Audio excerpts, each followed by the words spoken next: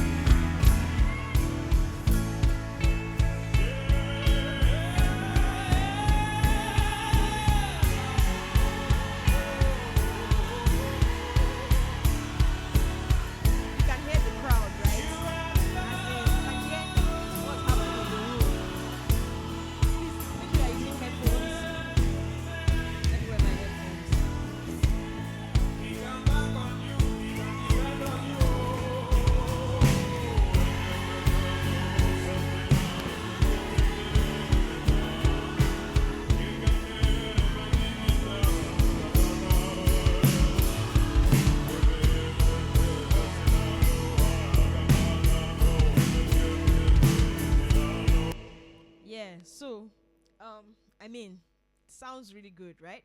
Sounds really good. So what I just played, we have audience mics not picked by the lead vocal mic. All right, we have kick, snare, a hi-hat, three toms, tom 1, tom 2, tom 3, a bass guitar, no overhead mics, a bass guitar, an electric guitar, an acoustic guitar, a stereo keyboard, a mono keyboard, 2 lead mics, and 4 audience mics replicated, making it 8 audience mics, and I'll tell you why.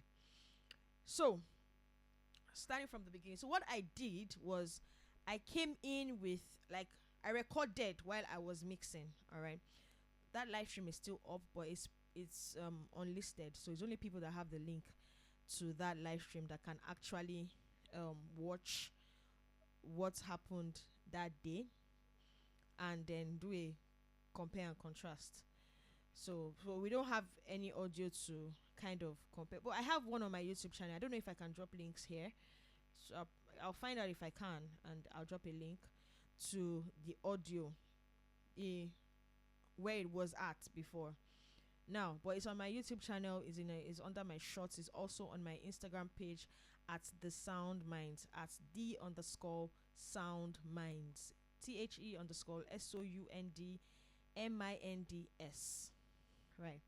So I recorded while I was mixing, at the venue that day, and then what I did was I did not normalize. Okay, so what I mean by normalizing is kind of getting the highest peak and then increasing the entire audio file to that highest peak. So for example, if you can see what I'm doing, I've highlighted and I did on Studio One, it's Alt N or Option N. So on Mac, Option N, on Windows, Alt N. So you can see that it has increased the waveform. All right, so this is louder, but I did not normalize. Why? Because when live stream is going on, when an event is going on, this is most likely what I'll be getting into my DAW. All right, based on the gain structure from the mixer. So your DAW input, all right, is dependent on the gain structure of your mixer. Okay, so I did not normalize because I want to be using this template for subsequent events, subsequent programs or sessions. I want to use this template for guys that don't have a second mixer anyways. So I want to be using this template. So I want it to be very, very like perfect to a point where I just load it up. It's just practically plug and play. And then also I want a situation whereby my audience mic does not color the sound. Okay, so typically when you have audience mics, it usually picks up the ambience, and especially for drums, and then it can really affect the way your instrument sound, especially your snare. All right, so I had a lot of struggle with that. I had to really balance out the snare and the audience mics, and I wanted to hear the audience. I also wanted to hear the snare. I didn't want to have to be automating my audience mics. All right, every time I don't want to bring it down while music is going on, and then when they say just the crowd, I'll bring it up. I wanted to have a cohesive and immersive mix whereby you can hear what's going on in the room, even while all instruments are playing, everybody's singing, the lead is singing, backups are singing. You can still hear what's going on in the room, people screaming, people worshiping, and you can feel that atmosphere, because I believe that the audience might contribute to capturing the atmosphere, the weight in a room. All right, so yeah, so that was what I was trying to achieve, and I believe that I've been able to achieve that, because what I just played, we heard all the instruments clearly, and we heard the audience as well. We could hear them worship, hear people just make sounds, just lift up their sounds, and what brought me into this was basically I work with a couple of pastors and ministers that really, really like that audience response. That's their backup. Actually, they won't use backup singers, but they would prefer to hear audience mics, and they want us to capture the audience mics such that they can hear them really clearly. And I don't know what it does for them, but I also understand, because you can actually feel like you are in the room when you are listening to stuff like that. So that is what I wanted to achieve. So I started out by duplicating my kick, my snare, and my toms. So the duplicated kick, snare, and toms are the triggers. I'm using Steven Slate's. I'm sorry, I need to confirm that. Steven Slate Trigger 2 for my triggering. I'm using it for all my triggers, right? So what is happening is that I need to work with the FOH engineer to ensure that the input is good enough to be triggered. All right, because many times if your input is not strong enough, it will not get triggered. It may not get triggered. For instance, if I'm going to pull up this trigger to now, you can see that I had to do a lot of tweaking around the parameters, the sensitivity, the retrigger, the detail. For the kick, the detail is actually practically at 0 because of the ghost kicks, the ghost hits that the drummer will do. Sensitivity is basically picking the very slightness, and I have to also ensure that it does not pick bleed. So if the snare mic is bleeding, or if the snare is bleeding into the kick mic, I need to make sure that the kick does not recognize it. The kick trigger does not recognize it as a snare, as a kick rather, does not recognize the snare bleed as a kick, and then trigger as a kick. So I need to avoid all of that. So this takes a lot of work. So because I didn't have time at the venue that day, I decided that okay, I'm going to record, right, and then I will leave my recording as is. I wouldn't increase any channel. All I'll just do is my normal balancing, which is normally what I'll do while mixing, of course. So I just did normal balancing on the faders, that's on the mixer. This is my mixer here. Let me close this up. This is my mixer here. Close all of this so that you can see the mixer very well. So this is my mixer. So I only just did balancing on the mixer. For the actual recording, no form of increment was done. I didn't increase anything. The only thing I increased was the hi-hats, because the hi-hat was practically non-existent. So this was what the hi-hat was before. This was the hi-hat before, right? Nothing. I couldn't even hear anything, so I had to gain up a bit so that I can actually feel, what the hi-hat is sounding like, right? So every other thing was left as it is, the bass, everything. So you can almost see that you can barely see, any of these things. Let me increase my my overview. Let me do medium. Okay, no, let me do large. Yeah, so you can see that they're very, very low wave files, right? All right. Normally, if I play them without any processing at all, I'm turning off my processing here. If I play them without any processing at all, it will be so low.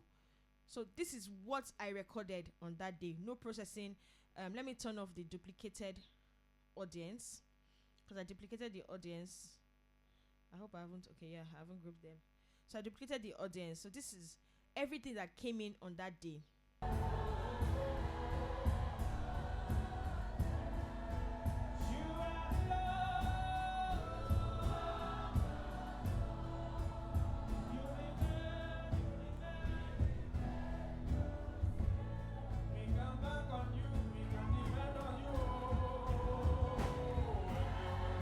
So you can see that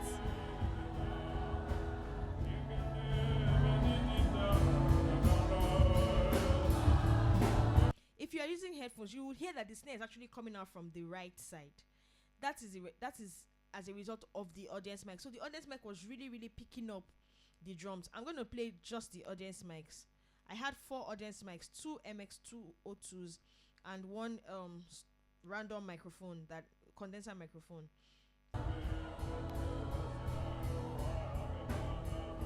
Can you hear that? So the audience mics I placed around where the drums were positioned were the ones picking the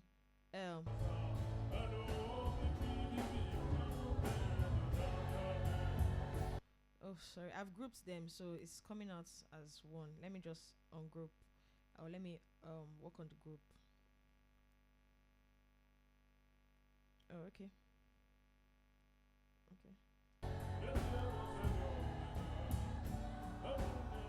So this is one. You can see that the drums are really loud. I don't want to tamper with my balance, because it will affect what we are doing. So this is one on the other side. This is audience mic on the other side. Okay, I have a VCA channel for it. So this is just one audience mic.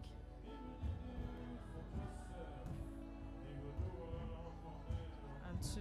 So basically, I had a lot going on on those audience mics. They were very apropos-ish. They picked up a lot of the room. They picked up a lot that was going on in the room.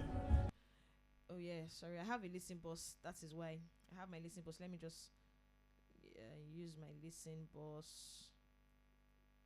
Yeah, turn it off.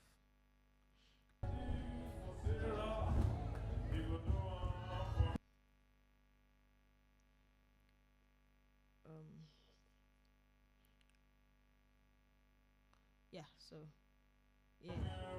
so this is just audience, and you can hear practically everything.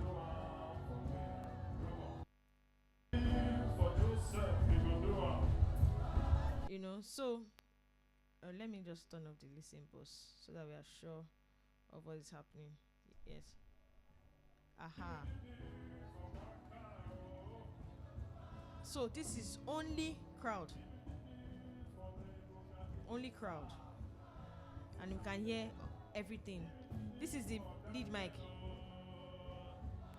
So the audience mic really picked up, a lot of stuff. And so um I needed to like really spend time to work on these files to ensure that I get everything and I'm not having issues. All right, I didn't want to have to be automating my audience mic, like bring it down when music is going on. When they say only the audience or only the crowd, I bring it up. I wanted everything together to give me that immersive sound, that sound that you listen to it in your house and you feel like you are inside the room, with the people worshiping. So, like I said, I triggered my kick, snare, and toms, ensuring that the triggers were very detailed, very detailed, so that they are picking exactly what is coming in and not bleeds. Because drum mics bleed a lot, especially if you're not using like high grade drum mics. They bleed a lot. So I had to work on that. And so this is my tom triggers. This is my tom trigger here, my tom 3 trigger. I put my Steven Slate trigger 2 on the toms, the snare, and the kick.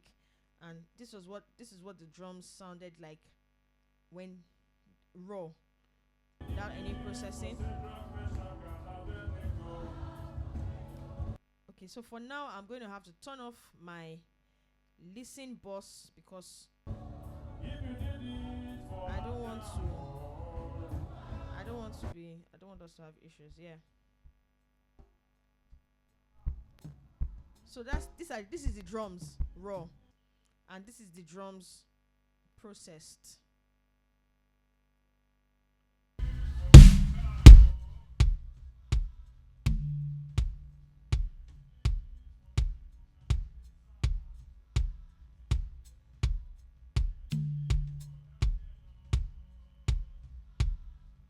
Let me find somewhere where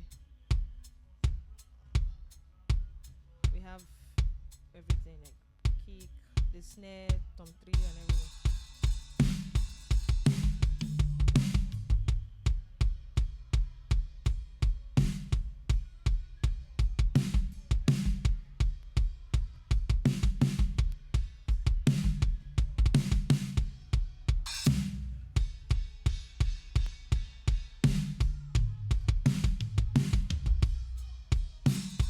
So that's the drums process with effects and EQ, compressors, and a lot of other things. I'll still run you down through that. So that's what we have for the drums. So for the bass, I did normal. I side chained the bass to the kick. It wasn't really effective, so I turned it off because the bass, because of the inputs coming in, it was really low, so it wasn't really hitting. So I just turned it off, and I wasn't having issues with the kick and the bass.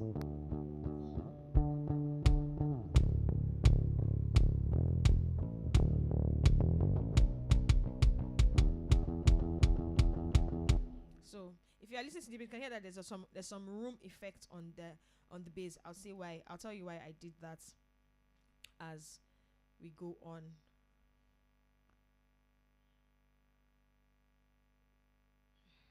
Sorry.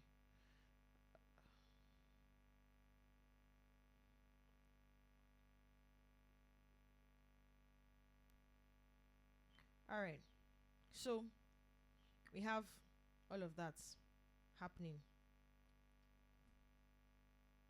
We have all of that happening. Yeah, because I side chain. Okay, let me just turn off the side chain so that it doesn't give us any issues. Yeah. Or I'll just turn it off completely.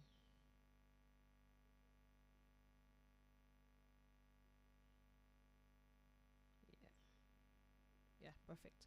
So that's the drums and the bass. Okay, let's play the drums and the bass together.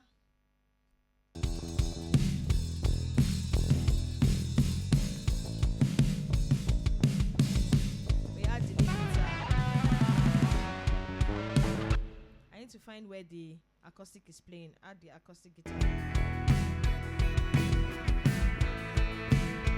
The keyboard, stereo keyboard, and mono keyboard.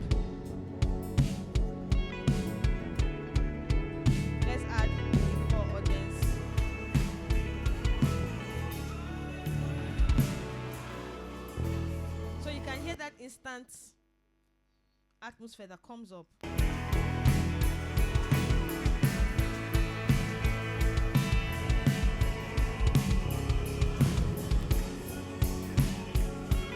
Yeah.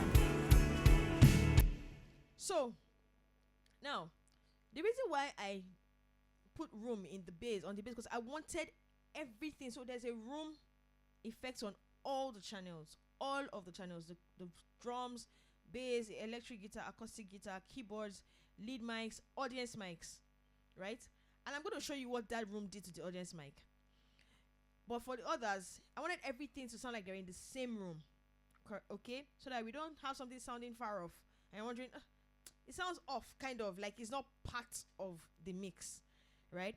So I did that for the bass as well. Just put a little bit of room on it. When everything comes together, you can just hear that they're all together, like everybody is together.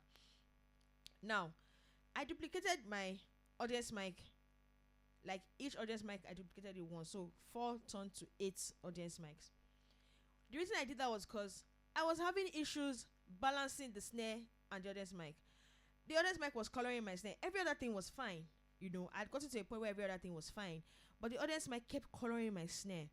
And I was not, so at the time when I was able to balance it out, I wasn't having enough of the audience. So I just said, okay, you know what, let me try and duplicate. So I duplicated, and then I was still having issues with the snare. So I did some funny stuff. I'm going to open the EQ of my snare. So this is my triggered snare. And then I had to do this boost on it. This boost brought out the frequency that I needed most on the snare to make the snare stand out. I'm going to turn off this boost, and I want you to hear what the snare sounds like with the audience mic. So I think we have Do you hear that? The snare is not alive. It sounds like there was no body to the snare. So I'm going to enable it, put it back on. So I'm using Fab Filter Pro Q3 here. Enable it, and let's listen to it again.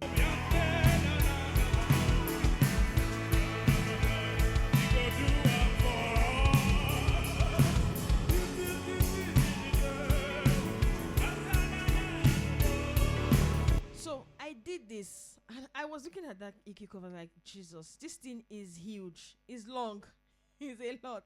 That's about 10 dB, but it works. It works.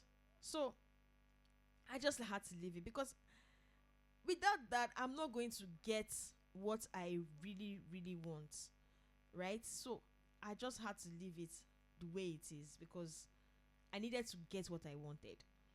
All right, so that was what I did. So there's sometimes when you have to make sacrifices.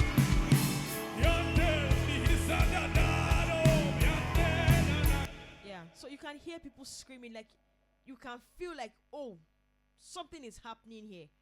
It's actually a live event. You can feel the life in the room. And I got what I wanted on my snare. I think I did the same thing as well for the second snare. That was the trigger snare, the second snare, yes. So I boosted this part as well, just to add to the triggered snare. And another thing that I had issues with was the drummers. I had 2 different drummers. We had 2 different drummers on that day. So their energy level is not the same.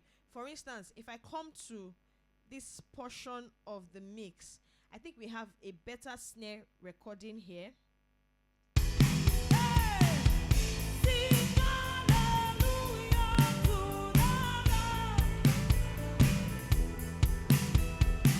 We have a better snare recording here compared to that one.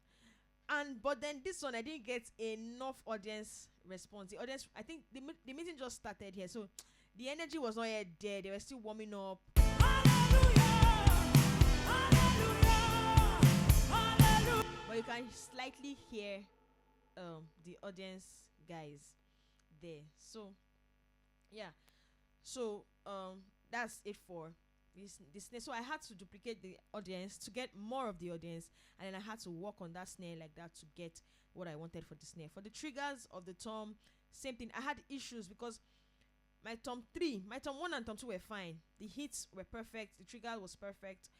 But my Tom 3, there was a lot of snare bleeds, so my trigger was triggering the snare bleed. So I had to really, really detail that out to get, you know, what I really wanted for my Tom 3. And initially, I had triggered a particular tone, and I felt like that tone wasn't working, so I changed the tone I triggered to, I used as trigger. So, all of these things will take time actually at the location. So that was again the reason why I took it back, recorded and brought it back home to sit with it and work on it to ensure that the next time I have an event, even if I'm going to do any changes at all, it won't be so much. It won't be so much like, like when the changes will not be so much like when I'm starting afresh, So, I mean, this is a tip. You can always record, and it's the same thing to even improve your live mix as well. You can always take your mixes back, work on your EQ, your compression, try different methods just to, see how it sounds and take it back. It makes work faster actually. It makes work really fast.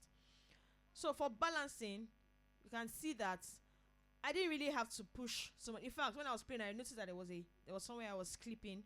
So I'm going to work on that later on anyway. But for balancing, my levels are really, really low. It's only my bass, guitars, keyboards that are a bit high, lead vocal, and the audience mic is up. But then the things I did with the drums, I've covered for whatever lapses those drums have, the triggers especially. So so the room mics for the audience, yes. Now I just tried it out though. So what I did was, first and foremost, I did an EQ, and I copied the same EQ to all of the audience mics. I had to really roll off the lows. Like, can I increase this?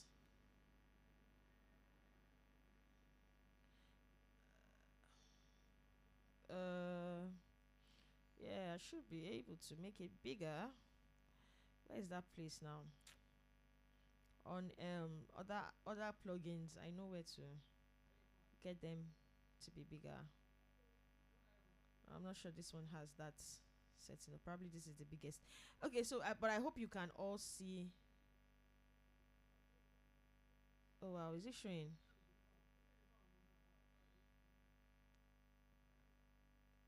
I'm not sure it's showing. No. Let me try.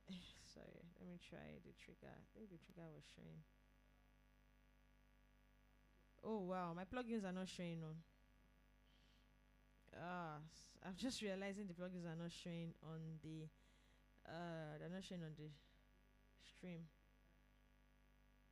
I'm trying to pick this back up. But shouldn't I'm carrying something? Wow, that's very strange. Okay. So that means you didn't see the whole snare thing. Wow.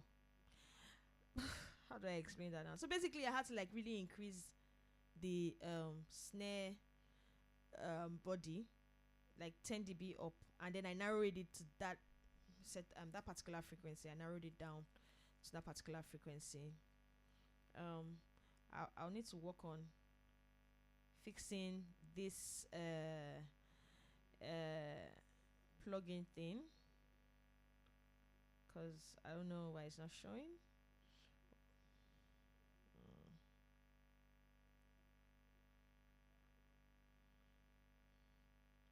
Anyway, so what I first of all did with the audience mic was I did an EQ cut on it, right? I did an EQ cut. I had to really, really roll off my what's it called now? Low frequency. Yes, I rolled off the lows. Like I really, really rolled off the lows. Like really, really rolled. I rolled it off to about 1.27 kilohertz. Yeah, 1.27 kilohertz. That's 1,270 or 270 something kilohertz. And then I did a bit of cuts around. Then I now duplicated that same EQ across all the 8 audience mics. I had 4 initially, so 8 now. I did that. Then I did a bus channel here for the audience mic, and so I applied another EQ to, you know, remove some little frequencies here and there that were affecting the snare. All right. Then I added a DBX compressor, a Waves DBX, and then did some little compression there, and then I had another plugin called the CLA Mix Hub. I used that as well on it to also help out with cutting out some unnecessary frequencies and all of that. So this is what the audience mic sounded like before, with the EQ on each channel. This is what it sounded like before.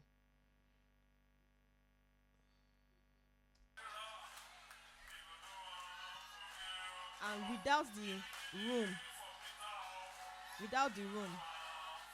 that was on it, without the room as well. So that's the audience. So now with the processing but without the room.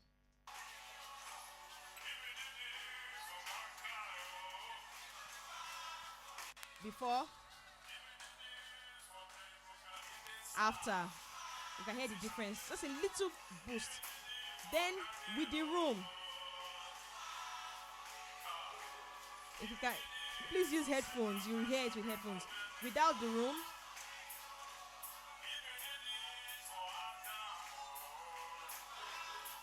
with the room,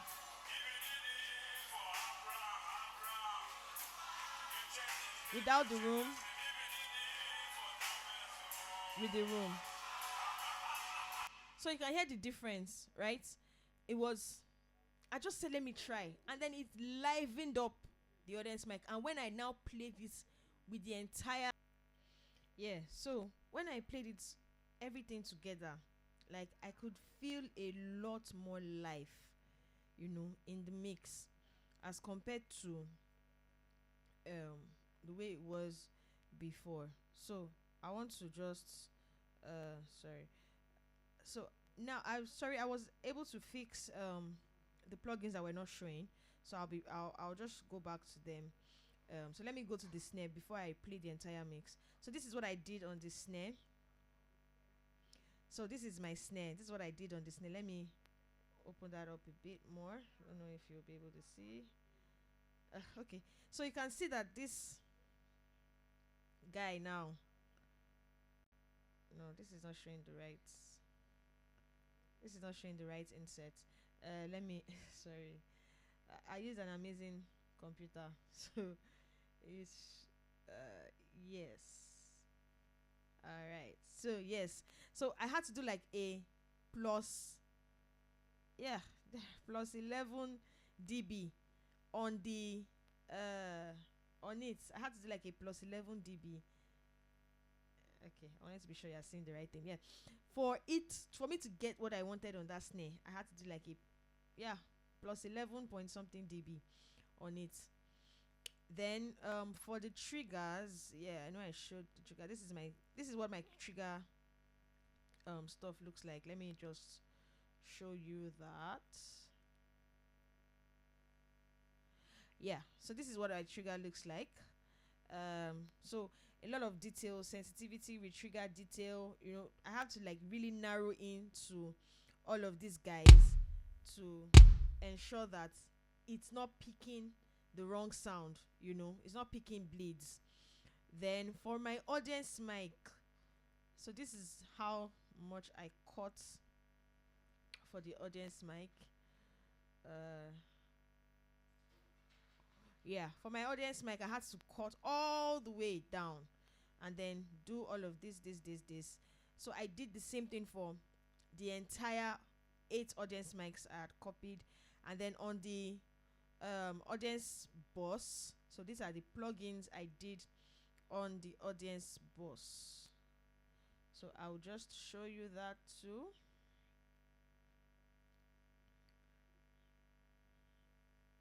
Yes, so I did all of these cuts because of the snare. I had to be cutting all of these things out because of the snare. Then the DBX, this is the DBX, and this is the CLA Mix Hub. So That's for that. So for that room that I did, you know, it really livened up, really livened up the mix. So this is the full mix, you know, with the, let me turn off, or I'll be turning on and off the, what's it called now? I'll be turning on and off the room for the audience, and so that we can really hear, you know, the difference. Let me see where I have it at. -3.3, so that if I, you know, play around, I can always take it back there.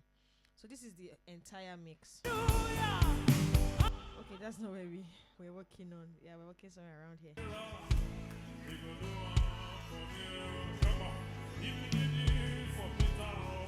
So this is it with the room FX. So I'll turn it off. The difference is not much, but if you pay attention, you hear it. So this is it without the audience room.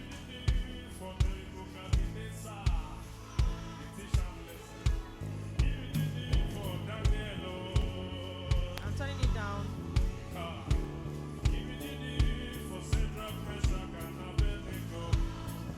Taking it back up.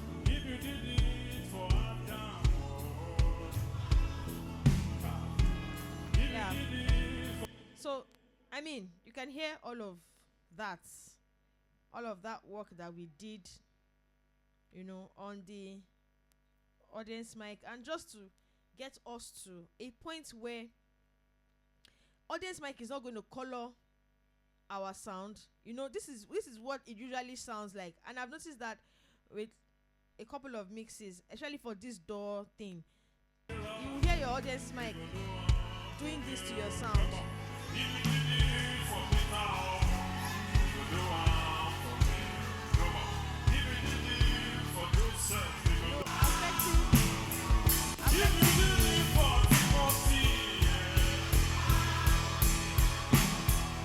Affecting the way the entire mix sounds, you know. So that was one of the things that made me to really sit down and say, I have to really work on this and get something. So I say a lot. I get an output that I can enjoy everything. The audience at home can enjoy everything. They can be a part of what is happening, in the room, especially if they are not opportune to be present in the room at the time. And I'm really, really happy with what I have here.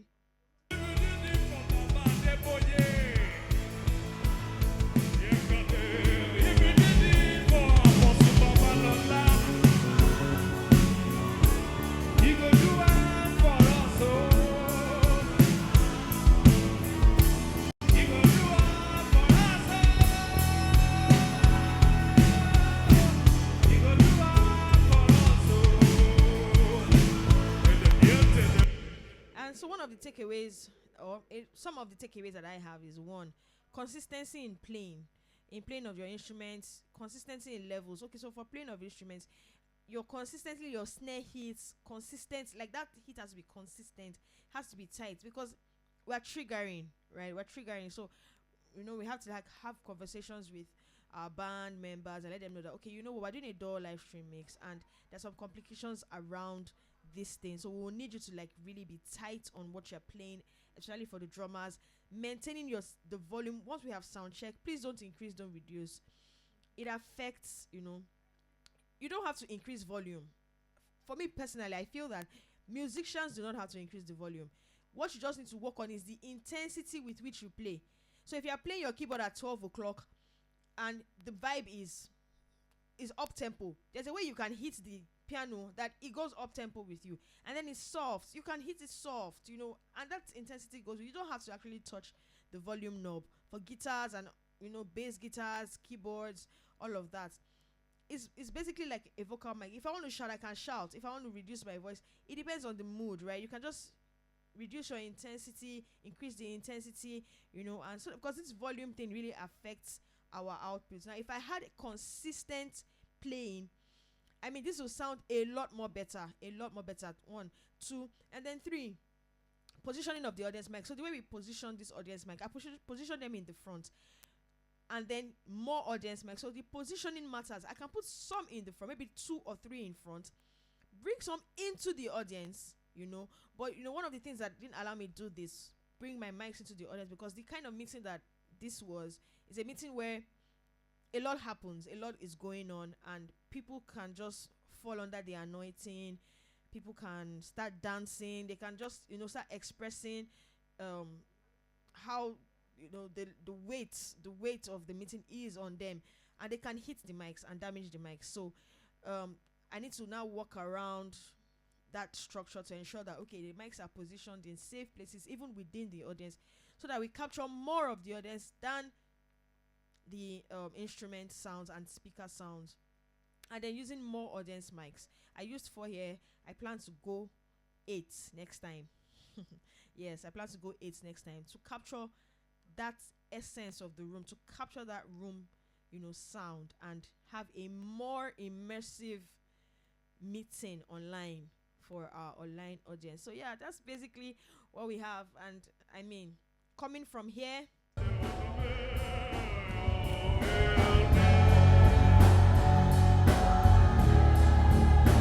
to here,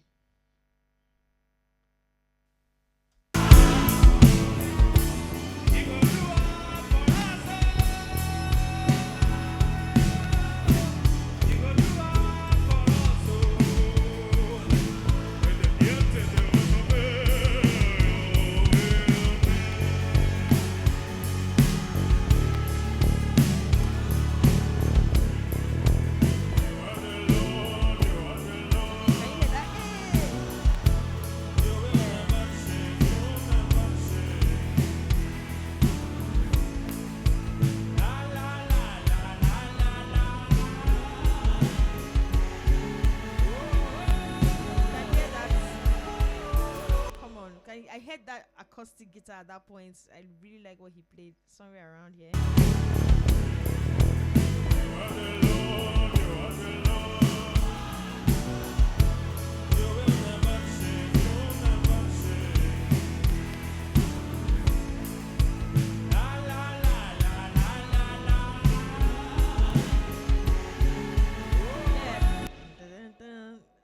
I mean, it's an amazing mix, and all I just need to concentrate on now is not like I'm mixing normally. Just guitar should come up a bit, come, and yeah. So that's basically it. I hope you guys have learned something. I hope you enjoyed watching, and I guess I'll catch you all in the next one, right? Yeah, maybe the next one we'll do a song, an actual song. But this is Broadcast Mix here. Please share this video. Follow me on Instagram at @the_soundminds. Please let me confirm. I need to confirm that that's the right handle. Yes, at THE_SOUNDMINDS. You can also follow me on my personal page at Yesideh Lawal at YESIDELAWAL. I'm also on YouTube.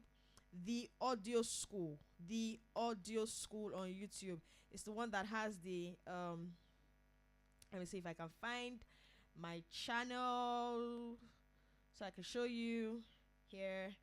So it's the Audio School. I don't know if you can see it. Yeah. I have a couple of videos on there. Please follow, like, subscribe, and I'll be catching you all in the next one. Have a nice one, guys. Bye.